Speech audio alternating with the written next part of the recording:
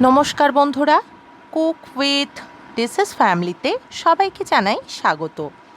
আজকে চটজলদি বানিয়ে নেওয়া যায় কিন্তু গরম ভাতের সঙ্গে দারুণ লাগে এমন একটি রেসিপি আপনাদের সঙ্গে শেয়ার করে নিচ্ছি।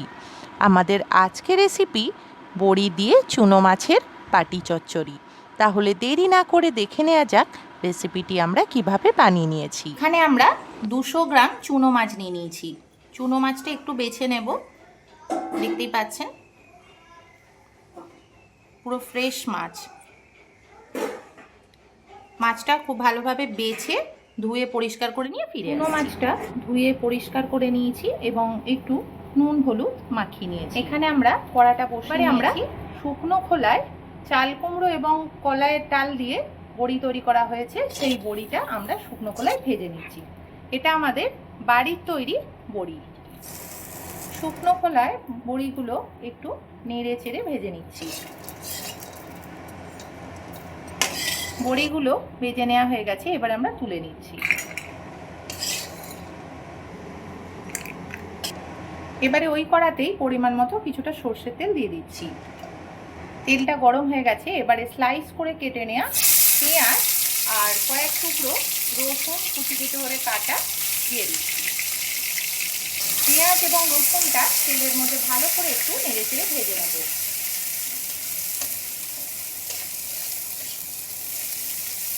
পেঁয়াজ এবং রসুনটা লাল করে ভেজে নেওয়া হয়ে গেছে, এবারে আমরা চুনো মাছটা দিয়ে দেব।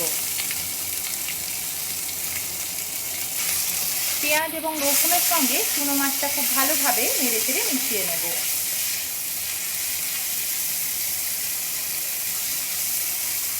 চুনো মাছটা পেঁয়াজ এবং রসুনের সঙ্গে ভালো করে ভেজে নেওয়া হয়ে গেছে, এবারে আমরা কিছুটা পরিমাণে সর্ষে বাটা দিয়ে দিচ্ছি।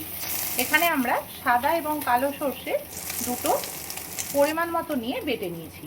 এবারে আমরা পরিমাণ মতো হলুদ গুঁড়ো দিয়ে দিচ্ছি, পরিমাণ মতো শুকনো লঙ্কা গুঁড়ো দিয়ে দিচ্ছি। ঝালটা অবশ্যই আপনাদের স্বাদ অনুযায়ী দেবেন। পরিমাণ মতো জিরে গুঁড়ো দিয়ে দিচ্ছি, স্বাদ অনুযায়ী নুন দিয়ে দিচ্ছি। শুকনো খোলায় ভেজে রাখা বড়িটা দিয়ে দিচ্ছি, সামান্য পরিমাণে কিছুটা জল দিয়ে দিচ্ছি। সমস্ত কিছু খুব ভালোভাবে নেড়ে চেড়ে মিশিয়ে নেব। দিয়ে ওপর থেকে কিছুটা ধনেপাতা কুচি ছড়িয়ে দিচ্ছি।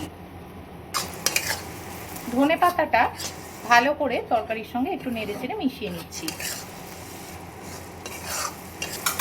গ্রেভিটা একটু ঘন হওয়া পর্যন্ত তরকারিটা রান্না করে নেব। গ্রেভিটা ঘন হয়ে গেছে, চুনো মাছের বাটি চচ্চড়ি তৈরি হয়ে গেছে। এবারে আমরা চচ্চড়িটা একটি পাত্রে ঢেলে নেব।